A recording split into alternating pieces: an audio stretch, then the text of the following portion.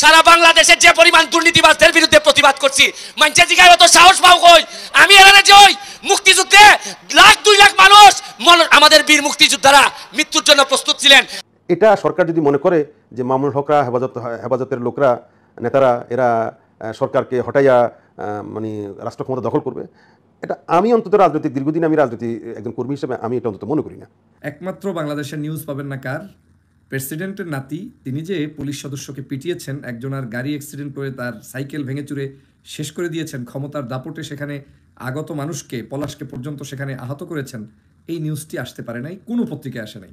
মামুনুল হক বা হেফাজত নেতাকর্মীরা চেয়ার বা ক্ষমতায় বসার জন্য, বাংলাদেশের ক্ষমতার চেয়ারে বসার জন্য তারা লড়াই করে না, আন্দোলন করে না, বরং তারা বাংলাদেশে যেন ইসলাম কায়েম হয়, বাংলাদেশে যেন ইসলামকে নিয়ে কোনোভাবে খাটো না করা হয়, সেজন্যই তারা লড়াই করে, সেজন্যই তারা আন্দোলন করে। প্রিয় দর্শক শ্রোতা, ব্যারিস্টার সুমনের একটি বক্তব্য ভাইরাল, সকল প্রকার দুর্নীতিবাজদের কঠিন বাস দিয়েছে ভাই। আরও একটি বিষয়টি না আপনাদের সাথে শেয়ার করব, একটা ভিডিও, সেটি হলো প্রিয় দর্শক শ্রোতা, ইতিমধ্যে কিন্তু শোনা যাচ্ছে একটা বিষয়, রাষ্ট্রপতির নাতি নাকি পুলিশকে মেরেছে। আর এই বিষয়টি নিয়ে অবশেষে অগ্নিছড়া বক্তব্য দিয়েছে ডক্টর ফয়জুল হক। মূলত 3টি ভিডিও আপনাদের সাথে আজকে শেয়ার করব। তো চলুন কথা না বাড়াই এক এক করে ভিডিওগুলো দেখে আসি। জাতীয় পার্টির একজন নেতাকর্মী আল্লামা মামুনুল হক সাহেব এবং হেফাজত নেতাকর্মীদেরকে উদ্দেশ্য করে কি বলতেছে, চলুন শুনে আসি। মামুনুল হক যেহেতু একটা জনপ্রিয় ব্যক্তিত্ব, বাংলাদেশের লক্ষ কোটি মানুষের মানে হৃদয় স্পন্দন তিনি, তো এখন ওনাকে দীর্ঘদিন জেলে রাখলেও তো সরকার বদনাম তো হচ্ছে। এই 3 বছর রেখে তো সরকার কোনো লাভ হয়েছে বলে তো আমি মনে করি না, বরঞ্চ বদনামই করেছে। যদিও তারা বদনামের কোনো তোয়াক্কা করে না, তাদের লাজ লজ্জারও কোনো বিষয় নাই।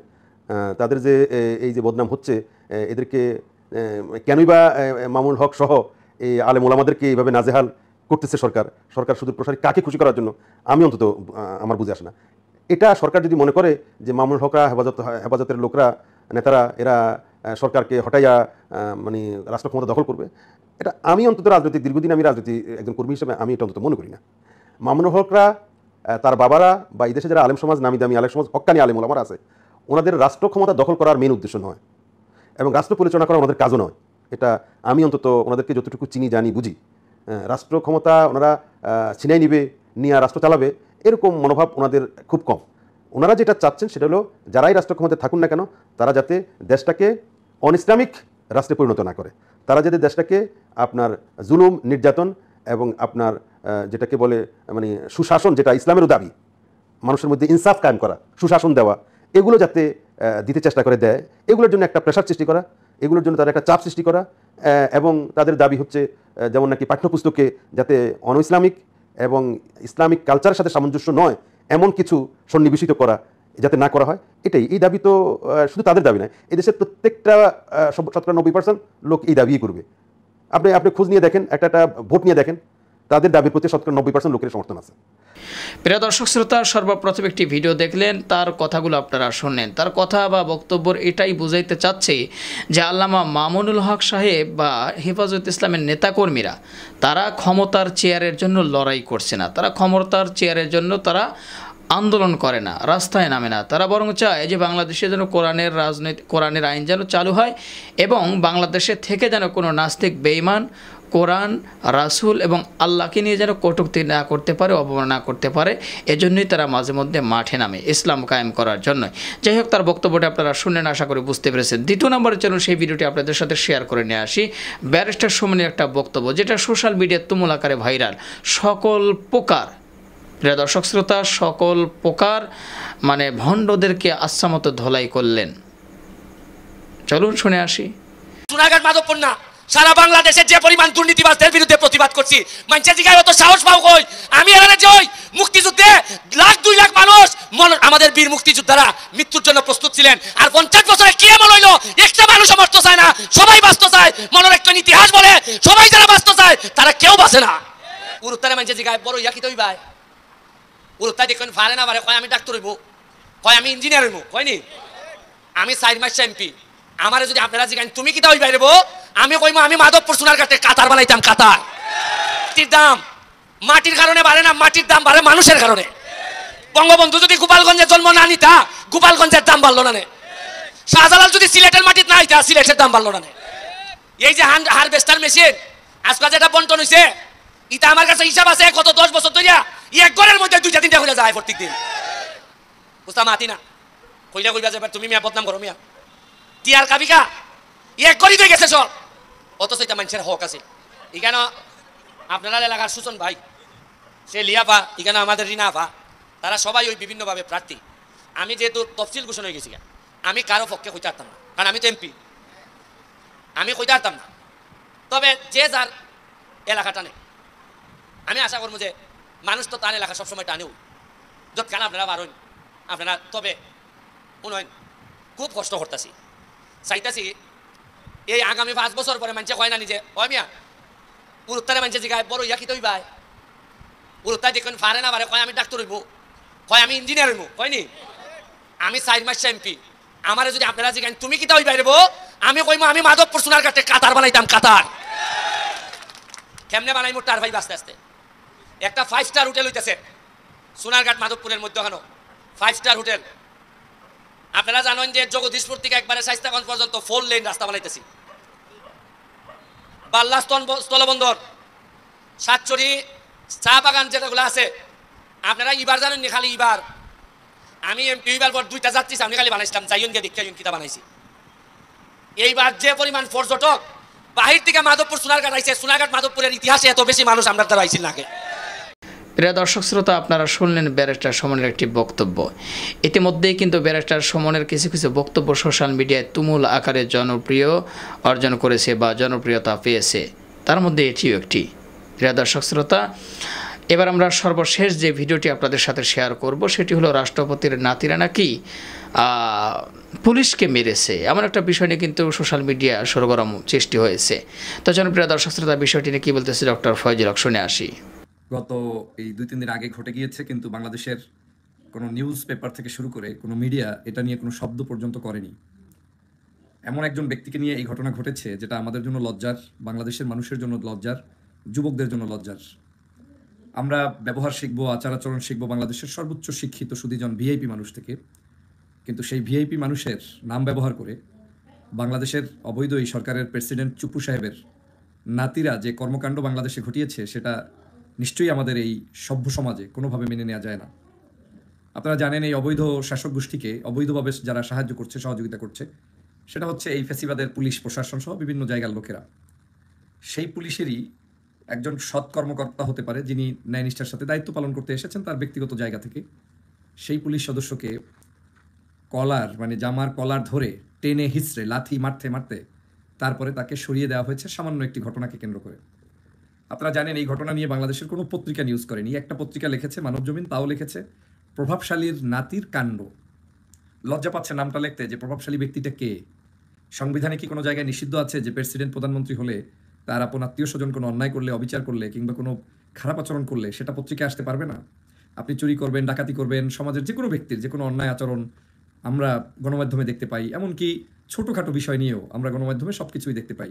নায়ক নায়িকারা কী করে, কখন ঘুমায়, কখন খায়, কোথায় যাচ্ছে না যাচ্ছে, আলেম ওলামার দোষ ত্রুটি, ছোটোখাটো ভালো মন্দ সব পাবেন। একমাত্র বাংলাদেশের নিউজ পাবেন না কার?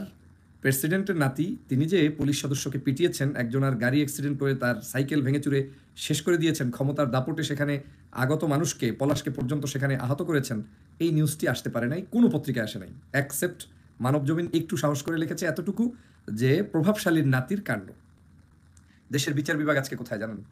আজকে প্রভাবশালী হোক আর নিম্নবিত্ত মধ্যবিত্ত পরিবারের সন্তান হোক, অন্যায় করলে যদি আজকের অন্যায়ের বিচার থাকতো তাহলে মানুষ আজকের অন্যায়কারীদেরকে চেপে ধরতো, অন্যায়কারীদেরকে বিভিন্নভাবে তাদেরকে শায়েস্তা করতো।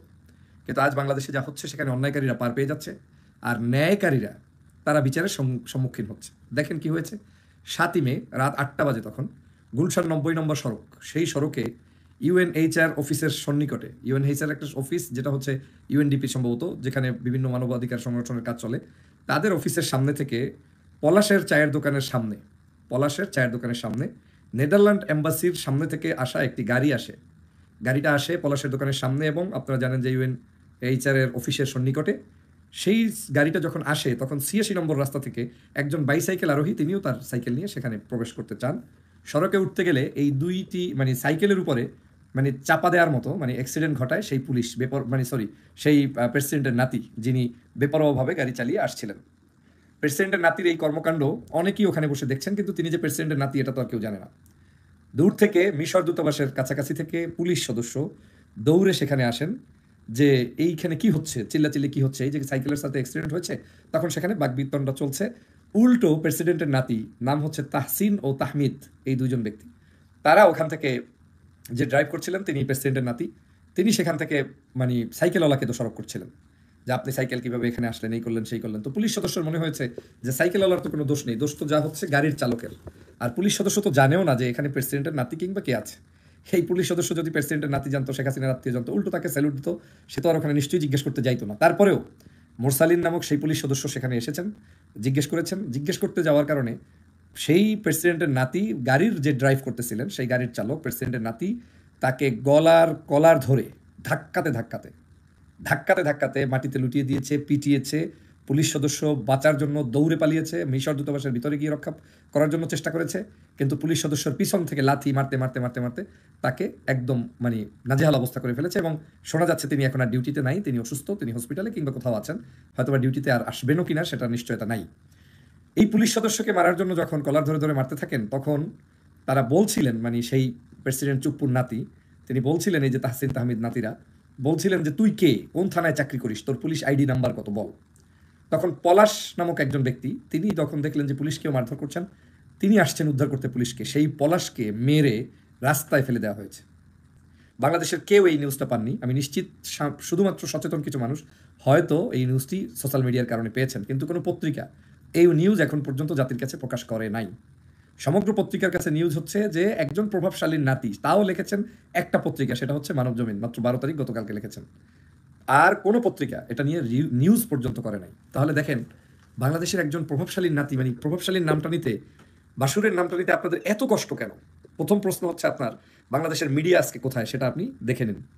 দ্বিতীয় হচ্ছে বাংলাদেশের বিচার বিভাগ কোথায়? কোনো বিচার যদি থাকে তাহলে প্রভাবশালীর নাতি হোক, রাস্তাঘাটে যে কোনো অভদ্র মানুষের জন্য যে আচরণ হবে, প্রেসিডেন্ট চুপ্পুর নাতির জন্য ঠিক একই আচরণ হবে। আজকে এই অন্যায়টা যদি রাস্তায় অন্য কোনো মানুষ করতেন, তাহলে তো গণপিটুনিতে তার কি অবস্থা হতো সেটা নিশ্চয়ই আপনারা ভালো করে বুঝতে পারছেন। যে মজলুম মানুষরা মিলে ঐক্যবদ্ধভাবে ওই জুলুমকারীকে যদি ধরতো, প্রাইভেট কারের ওই যে চালক প্রেসিডেন্ট চুপ্পুর নাতিকে যদি ধরতো, তাহলে তো তার পিঠের ছাল বাল কিচ্ছু থাকতো। এটাই বাংলাদেশের বাস্তবতা, যে অন্য কারো ক্ষেত্রে এ ধরনের ঘটলে তাহলে সেক্ষেত্রে কিন্তু সকল মানুষ যদি এক হয়ে যেত, তাহলে কিন্তু ওই ব্যক্তির পিঠের চামড়া থাকতো না, যে জুলুম করেছে, অন্যায় করেছে। কিন্তু আজকে প্রেসিডেন্ট চুপ্পুর নাতি বলে তার কোনো কিছু হয়নি। উল্টো প্রেসিডেন্ট ভবন থেকে নাকি 2টো গাড়ি পাঠানো হয়েছে, গাড়ি এসে সেই মানে প্রেসিডেন্টের নাতিকে উদ্ধার করে নিয়ে গিয়েছে, পুলিশ এসেছে এবং পুলিশ এসে তাদেরকে উদ্ধার করে নিয়ে গিয়েছে। এবং তাদের পুলিশ এখন পর্যন্ত কোনো মামলা করেনি, পুলিশ এখন পর্যন্ত এটা নিয়ে কোনো মন্তব্য করেনি। বাংলাদেশের কোনো পুলিশ এখন পর্যন্ত এটা নিয়ে মন্তব্য করতে রাজি নয়। তো এই ছিল প্রিয় দর্শক শ্রোতা মূলত আজকের ভিডিও। মোট 3টি ভিডিও আপনাদের সম্মুখে হাজির হয়েছিলাম, এক এক করে 3টি ভিডিও আপনাদের সাথে শেয়ার করলাম। আশা করি সম্পূর্ণ ভিডিওটি আপনারা দেখেছেন, সকলের কথাগুলো শুনেছেন। অবশ্যই আপনাদের মূল্যবান মতামত জানাতে ভুলবেন না, পারলে ভিডিওটি শেয়ার করে সবাই দেখার সুযোগ করে দেবেন। আর আমাদের এই চ্যানেল এখন পর্যন্ত যারা সাবস্ক্রাইব করেননি, প্রতিনিয়ত ধরনের সকল প্রকার নিত্য নতুন আপডেট পেতে পারছে, চ্যানেলটি সাবস্ক্রাইব করে আমাদের সাথে থাকবেন। আর যারা করেছেন তাদেরকে অসংখ্য ধন্যবাদ জানি। ভিডিওটি এখানে শেষ করছি, ভালো থাকবেন সবাই, আল্লাহ হাফিজ।